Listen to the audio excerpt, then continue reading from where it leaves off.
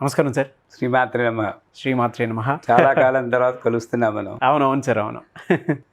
Sir, బ్రహ్మ ముహూర్తానికి చాలామంది importance ఇస్తూ ఉంటారు అండ్ పర్టికులర్గా టైం కూడా మెన్షన్ చేస్తూ ఉంటారు. ఆ ముహూర్తంలోనే ఏదైనా చేస్తే ఖచ్చితంగా జరుగుతుందనే దాని మీద కొంత బిలీఫ్ సిస్టమ్ కూడా ఉంది. సో ఎందుకు అంత ఇంపార్టెన్స్ ఇస్తారంటారు? శాస్త్రం ఏం చెప్తుందంటే సర్వకాల సర్వావస్థల యందు ఉన్నది నేనే అని చెప్తాడు భగవంతుడు. ఇందుగలడు అందులేనే సందేహం వలదు. ఎప్పుడూ ఉన్నాడు భగవంతుడు. అపవిత్ర పవిత్రవా సర్వావస్థాంగతో యస్మరేత్ పుండరీకాక్షం సబాక్యాభ్యంతర శుచి అన్న శ్లోకం ప్రకారం ఎప్పుడు భగవంతుని స్మరిస్తావో అప్పుడే అది మంచి ముహూర్తం, మంచి జరుగుతుంది. కానీ ఇది ఒక మైండ్ ఒకటి ఉందే, అది అలా చేయనివ్వదు. సో ప్రాపంచిక విషయాలు నెరవేర్చేటప్పుడు, అంటే ప్రాపంచిక కర్మలు నెరవేర్చేటప్పుడు, ఒక చదువు కానీ ఉద్యోగం కానీ చేసేటప్పుడు ప్రకృతిలోని శక్తులు మనకి సహకరించాలి. అందువల్ల ఒక ముహూర్తము అని పెడతారు. ముహూర్తం అనేది మంచిదానికే పెడతాను కానీ చెడ్డదానికి పెట్టదు. అవును, చెడు దానంతట తను జరుగుతుంది.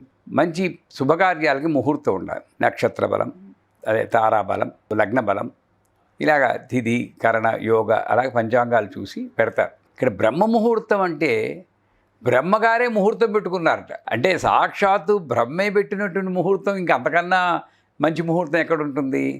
అందువల్ల బ్రహ్మ యొక్క ముహూర్తంలో నేను పనులు చేస్తే, ఎటువంటి పనులైనా సరే ఆధ్యాత్మికం అనండి ప్రాపంచికం అనండి, ఆ పనులు చేస్తే తప్పకుండా అన్ని దేవతాశక్తులు మనకి సహకరిస్తాయి, నెరవేరుతుంది అని నమ్మకం, అది నిజం కూడా. ఇకపోతే ఆ ముహూర్తం ఏమిటి అని చూస్తే, ఒక ముహూర్తము అంటే 48 నిమిషాలు. 2 ముహూర్తాల ముందు అంటే 1 గంట 36 నిమిషాల ముందు, ఒక ముహూర్తం తర్వాత సూర్యోదయానికి ఒక 48 నిమిషాలు, ఈ మధ్యలో గ్యాప్నే బ్రహ్మ ముహూర్తం అని చెప్పుకుంటుంటారు. దీన్ని చాలామంది చాలా రకాలుగా చెప్తారు. ఏదైనా సూర్యోదయానికి ముందు కాసేపు, తర్వాత కాసేపు ఉన్నది బ్రహ్మ ముహూర్తం. ఆ సమయంలో పురాణాలు ఏం చెప్తూ ఉంటాయంటే, అంటే దాని మీద నమ్మకం ఉండాలి. నమ్మకం ఉన్న వాళ్ళకి ఏం చెప్తూ ఉంటారంటే, దేవతలు మునులు యక్షులు గంధర్వులు కిన్నర కింపురుషాదులందరూ కూడా దక్షిణ దిశ నుండి ఉత్తర దిశగా వెళ్తూ ఉంటారట, ప్రయాణం చేస్తూ ఉంటారు. ఎందుకు?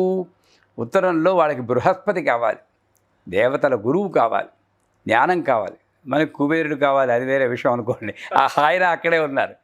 అంచేత పగలు లేచి ఎవరైతే ఉపాసన చేస్తారో ఆ టైంలో, ఎవరైతే చదువుకుంటారో, ఎవరైతే బిజినెస్ ఆస్పెక్ట్స్ చేసుకుంటారో, ఎవరైనా సరే ఏది చేసినా సరే వాళ్ళకి దేవతలు ఆశీర్వచనం చేస్తారు. ఆ సమయంలో కుబేరుడు కూడా అంతే. దేవతా ఆశీర్వచనం ఉంటే మనం కుబేరుడే కావాలని ప్రత్యేకంగా అడగక్కర్లేదండి. అమ్మ నువ్వుంటే చాలు, నా దగ్గర నాకు ఇంకేం అక్కర్లేదు అన్నవాడికి అన్నీ ఉంటాయి. నువ్వే కావాలి అనుకున్నవాడికి అదొక్కటే దొరుకుతుంది. తెలివైన వాడు చేసే పని ఏంటి?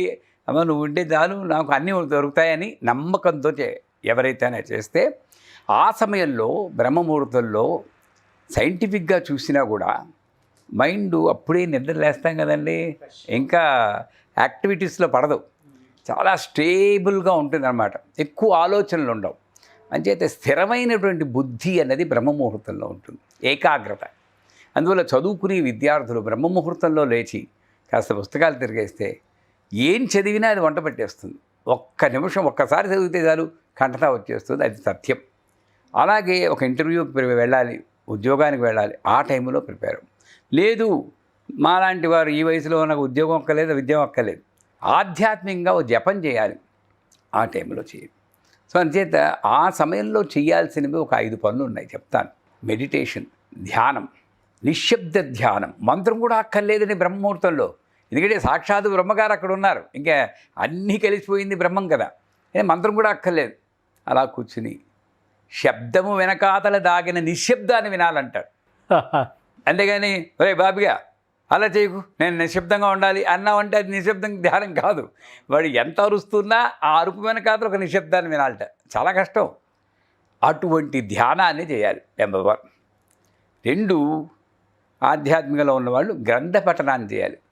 రామాయణం, దేవీ భాగవతం చేస్తే భగవంతుని యొక్క తత్వం మనకు బాగా అర్థమవుతుంది, ఆధ్యాత్మిక ప్రగతికి సందేహమే లేదు.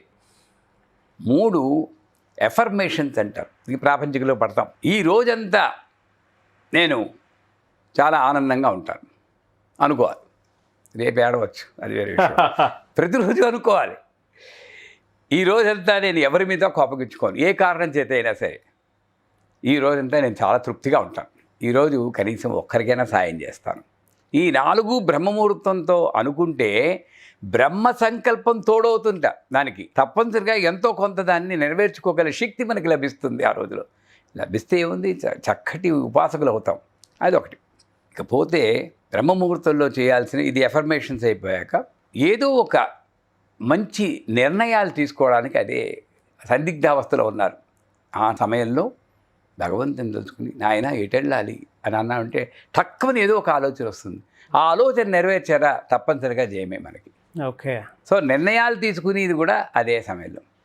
ఇంకొక గొప్ప విషయం ఏంటంటే సూర్యుడు ఉదయిస్తూ ఉంటాడు. అదే సమయంలో ఎర్రటి బాలభానుడి కిరణాలు అంటారు. వాటిలో డి విటమిన్ ఎక్కువ ఉంటుంది.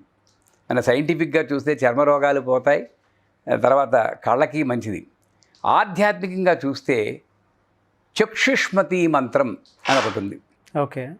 చక్షుష్మతి మంత్రం అని ఒకటి ఉంది. అది జపించాల్సిన అవసరం ఉందండి? అది జపం చేయడం కానీ వినడం కానీ, ఇప్పుడు నేను చెప్తాను, అది విన్నవాళ్ళు కూడా చాలు. ఓ 12 సార్లు సూర్యుడికి ఎదురుగుండా అభిముఖంగా వెళ్ళి కాళ్ళకి జోళ్ళు ఉండకూడదు, కళ్ళకి జోడు ఉండకూడదు. ఈ కళ్ళజోడు తీసేయాలి, కాళ్ళ జోడు ఉండకూడదు, బయటికి వెళ్ళాలి. సూర్యుడు అప్పుడే పైకి వస్తూ ఉంటాడు. ఆ ఎర్రటి కిరణాలను చూస్తూ చాలామందికి నయమైందండి. కళ్ళజబ్బులు చిన్న చిన్నవి కాదు, పెద్దవే కూడా నయమయ్యాయి కొన్ని కేసుల్లో. శ్రద్ధ, భక్తి, నమ్మకం, ఈ 3 ఉండాలి. ఆ మంత్రం చెప్తాను నేను. ఓం సూర్యాక్షితేజసే నమః, ఖేచరాయ నమః, అసతోమా సద్గమయ, తమసోమా జ్యోతిర్గమయ, మృత్యోర్మా అమృతంగమయ, ఉష్ణో భగవాన్ శుచిరూపః, హంసో భగవాన్ శుచిరప్రతిరూపః, విశ్వరూపం ఘృణినం జాతవేదసం, హిరణ్మయం జ్యోతిరేకం తపంతం, సహస్రరశ్మి శతదా వర్తమానః, ప్రాణః ప్రజానాం ఉదేత్యేష సూర్యః. ఓం నమో భగవతే సూర్యాయ. అహో వాహిని వాహిన్యహో వాహిని వాహిని స్వాహా. వయస్సుపర్ణ ఊపసే దురింద్రం, ప్రియమేధా ఋషయో నాదమానాః, అబద్ధ్వాంతమూర్ణుః పూర్ధిః చక్షుర్ము ముగ్ధ్యస్మాన్ నిదేహబద్ధాన్, పుండరీకాక్షాయ నమః, పుష్కరేక్షణాయ నమః, అమలేక్షణాయ నమః, కమలేక్షణాయ నమః, విమలేక్షణాయ నమః, విశ్వరూపాయ నమః, శ్రీ మహావిష్ణవే నమః. చిన్న మంత్రం 12 సార్లు 12 సార్లు వినాలి. వింటే చాలు. ఇవన్నీ చెప్పాలి అంటే మనకి చాలామందికి కష్టంగా ఉంటుంది. విన్నా చాలు. ఇక్కడ ఏంటంటే ఆ శబ్ద తరంగాలు ప్రకృతితో లయమై ఆ సూర్యుడిలో ఉన్నటువంటి శక్తిని పైనుండి, మనలో సూర్యుడున్నాడు, ఆ చైతన్య శక్తిని ప్రభావితం చేసి చక్కటి డి విటమిన్ మనకి ఇస్తుంది. చర్మరోగాలు ఎటువంటి ఉన్నా కూడా నయమైపోతాయని శాస్త్రం చెప్తుంది. నమ్మకం ఉండాలి. ఇలాగా ఎటు చూసినా సరే బ్రహ్మముహూర్తం అనేది ఉత్తమ ముహూర్తం. దానిలో ఏది చూసుకోవాల్సిన పని లేదు. ఒక తిథి కానీ, వారం కానీ, అష్టమి నాడు, నవమి నాడు బ్రహ్మముహూర్తంలో లేవకూడదు అనుకోక్కర్లేదు. ప్రతిరోజు, ఈరోజు అష్టమి, ఈరోజు కూడా బ్రహ్మముహూర్తంలో లేచినా కూడా బ్రహ్మాండంగా పనులు నెరవేరుతాయి. అందులో సందేహం లేదు. శ్రీమాత్రే నమః. శ్రీమాత్రే నమః.